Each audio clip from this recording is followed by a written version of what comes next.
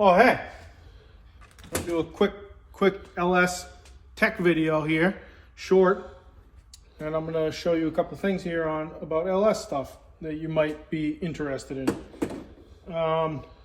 We got some different rods here. A lot of people talk about Gen 3, Gen 4 rods, connecting rods and LSs.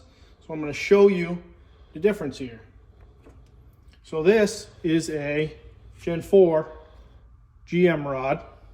This would have came in something like 5 and up stuff, 5.3, 6 liters, whatnot. It's like a H-beam type rod. It's got a bushing in it, so it's a floating piston pin. This is a Gen 3 rod. It's a press pin, so the pin is actually pressed into the rod.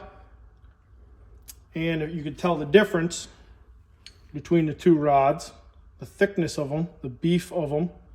So the Gen 4 rod is the hot one for your cheap boost engine. And this is the earlier stuff, but this stuff's really good too. This makes a lot of power and they're a little lighter.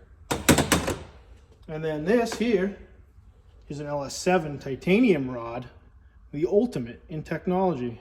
And this probably weighs half as much as both of these. This is a floating pin too, but you can see the difference between even the good one here. It's got a lot of weight taken out of it on the head. But now you know the difference between Gen 3, Gen 4 rods and LS7 titanium rods.